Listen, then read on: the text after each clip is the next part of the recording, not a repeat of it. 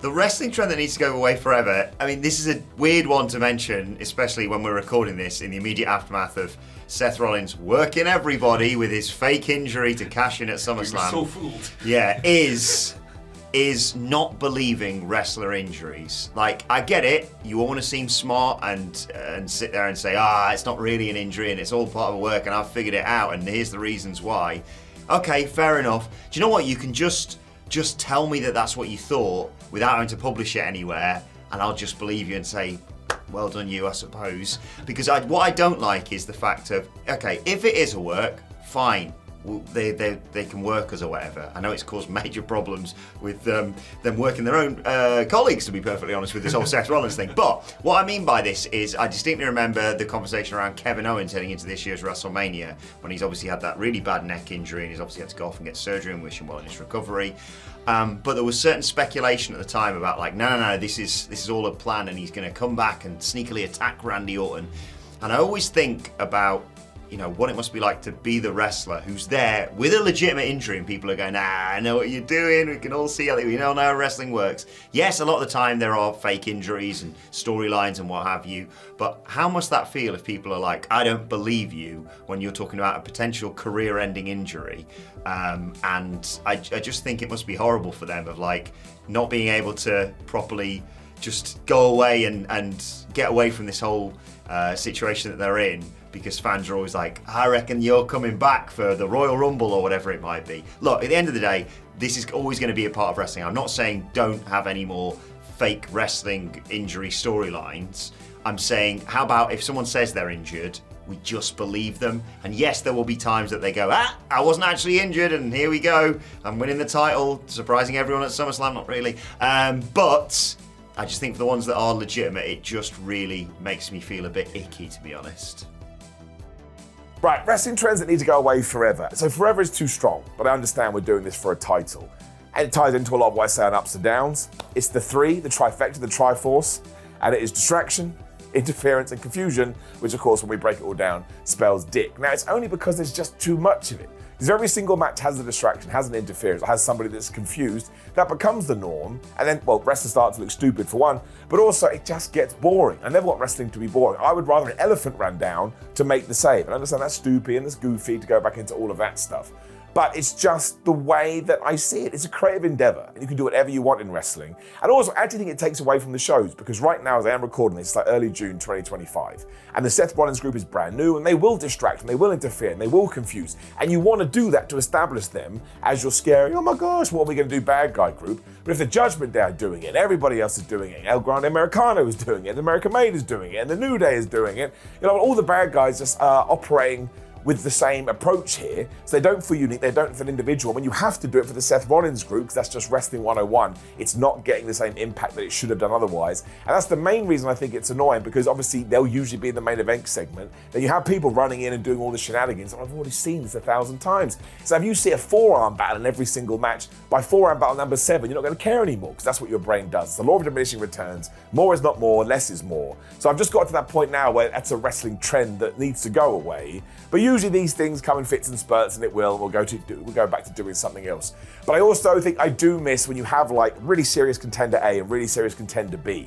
You know, well, neither of these guys or girls should usually or really lose. So when one does, that's a story within itself. Or how do they get back on the horse? What are they going to do now? And we've lost that too. And I don't mind it so much when it's TV matches, but it's now definitely happening on pay-per-views and PLEs. And then, you know, I need a winner and a loser sometimes. Sometimes there has to be sports, right? I have to be able to see it as a sport.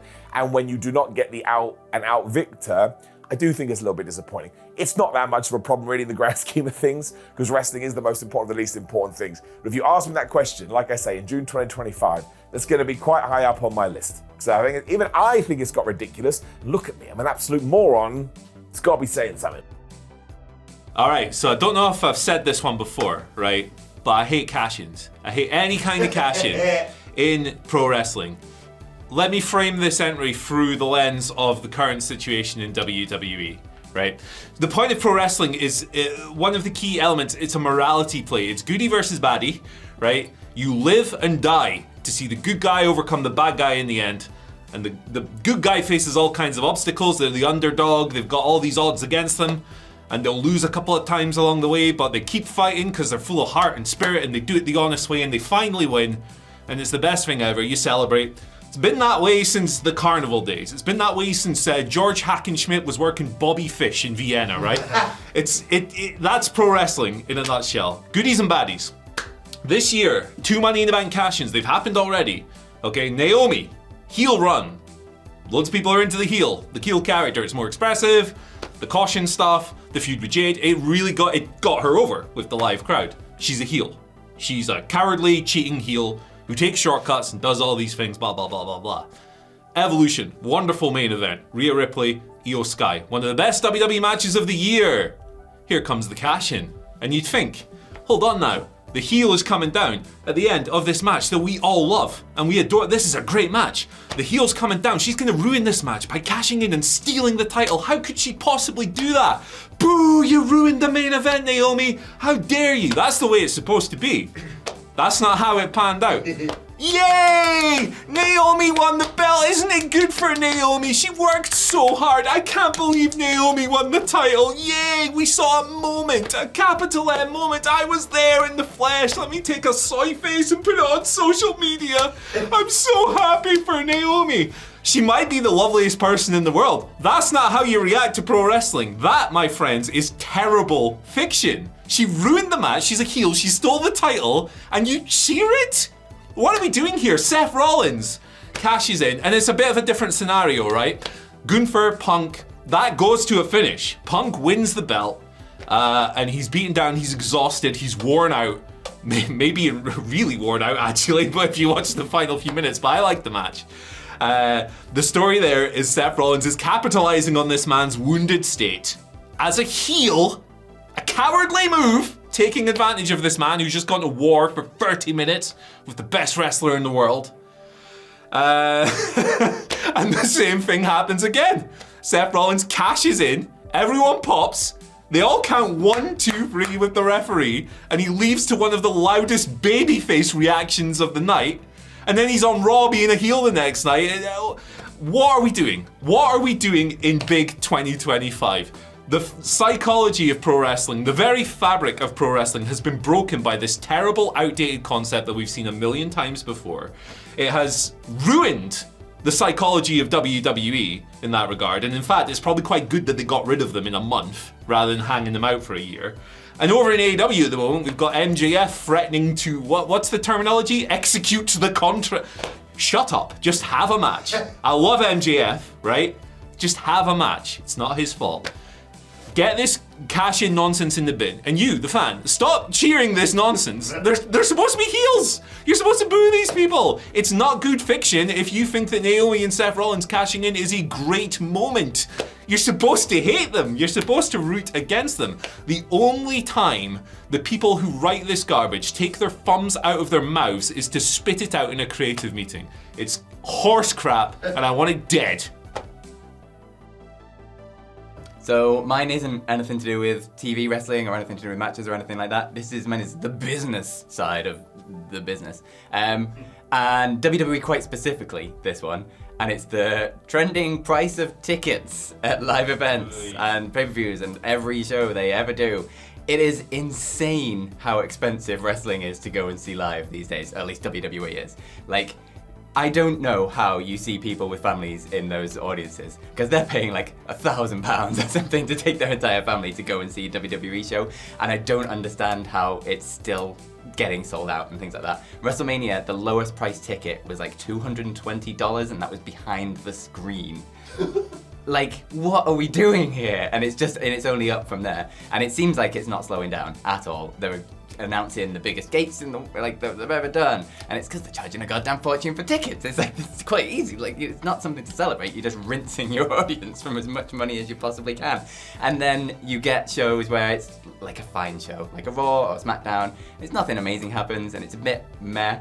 And then you're sending people that are paying hundreds of dollars for tickets to these shows. And then what are they coming out of that show like? Are they going to be super excited to go back to a WWE show and spend another hundreds and hundreds of pounds on a show that they might not have like massively enjoyed? If they were delivering incredible TV every single week, it'd be a different thing, because yeah, like you'd probably pay a premium for something that you really, really enjoy. But the amount of people like we've seen when we've been to live shows that we see coming out and they're just like, it was good, but like it was really expensive, it's a bit disappointing. That's just gonna kill towns all over the place, and I don't see how they can keep this going and keep a healthy crowd and audience and reactions and things at the end of it. It's just so goddamn expensive. You're pricing out your fandom, and it just seems unsustainable to me. So a wrestling trend that I'd like to get rid of, if you'd even call it a trend. Is it a trend? I think it's a trend. It's not a nice trend. It's WWE just selling stuff all the time. No matter what you're watching, you're being sold on something that's coming in the future. Doesn't matter that you've tuned in to watch Raw to see CM Punk talk or SmackDown to see Cody Rhodes kick somebody's ass. Nope, doesn't matter. We need to tell you about this event that's coming up, this Fanatics Fan Fest thing, and this after party at WrestleMania, and the Hall of Fame thing, and this thing, and sell you on that thing, and get some merch, and get this, and get that. And here's the skyline, and here's the, and it's just, you feel like you're constantly being hit over the head and sold on things like that aren't the thing that you've turned up to watch, if that makes sense. Like, I get promoting matches and promoting, this is coming up later in the show, this is coming up on next week's Raw. I get that, and that's like, okay, you're getting me intrigued to watch this show again. But selling, I feel like I'm just being sold stuff all the time now, and I get why. Like, they want to get your money, and they want you to invest in the future and all these things. I get it, it's a business, that's why they're doing it, but I just think it's overkill now. As somebody who watches Raw and SmackDown so often, every single week, I get bored of it and I tune out, and it's trained my brain to do a weird thing where I hear like Michael Cole go, okay, and we're here now in Minnesota again, and he does a certain thing with his voice where I just go, I'm going to tune out now because it's just them trying to sell me something. And sometimes I miss stuff because I'm not tuned out. I like look back up and I'm like, oh, there's a backstage segment happening now, because it makes your brain not want to engage with things if you're watching it all the time and you get used to it. So that's something that annoys me. It's the same with like the recap stuff. Again, I get it. It's for people who aren't watching every single week. Like, oh, this is what you missed last week. But when you do watch all the time, you're like, oh, again, I've got to watch this again from a different angle. And it's just like, oh, I just want to watch the thing I've turned up for. Like Raw and SmackDown, I feel like could be an hour shorter if you skipped all this stuff and you took it out. Yes, WWE are never going to just take it all out because, again, they need to sell what's coming in the future even. But it's just, as a viewing experience, it's exhausting. It feels like you can't get through 10 minutes without something being sold for you, sponsored by Papa John's and whatever it is. It's like, it's exhausting. And I watch on Netflix, I watch like the day after, and I'm still, I miss all the adverts because it chunks them out, or like chops them out, doesn't it? Like you get those little breaks in between the matches where you'd have like an advert break in America, whereas here we don't get that when you watch it like on catch up. But I still end up feeling like I've just watched a show that's been 40%, 50% adverts because of WWE just going out of the way to sell you on their own stuff all the way through it. So I'm annoyed by that. I don't even know if it's classed as a trend. It's just a thing that annoys me that is in wrestling right now, and I want it to go away. The average professional wrestler, I will say, doesn't do this, but those who do earn my ire, and like to an irrational degree. There are worse people than the people I'm about to name or allude to here, who are genuinely evil people who deserve genuine scorn, but they don't really bear thinking about. I cannot stand it, like on a molecular level, when a professional wrestler tries to play dumb and disingenuous and play games with the media to advance whatever, or to try and put what I think are pretty clear narratives, but like try and put them in their own favour. I think this guy's a phenomenal professional wrestler, but god damn it, when Dax Harwood was working that gimmick like he was teasing going back to WWE and even coordinating with the AEW social media team about not giving him a graphic as a babyface just to try and outwork the marks, I just, on a molecular level, I just shake with rage. I know it's pathetic, but don't do that to me. There's a certain wrestler who allegedly never wanted to go back to WWE all along. He's back in WWE right now, but he denied that he wanted to go back the entire time. And with 4 matches left to work in AEW, this wrestler said, I'm not leaving. I mean, I haven't after 4 matches, but I'm not leaving now. And how dare you say that to me? It's disrespectful. You're not smarter than us anymore. And the more you pretend that you're smarter than us, the dumber you actually look. Shut up. We can work it out. I actually like your ring work less, and I'm not the only one as a result of you trying to work me, bro. If you want to work me, try not to cram as many near falls into your matches and be self-conscious. If you want to work me and get provoke an emotional response out of me, do it in the goddamn ring and not on Twitter.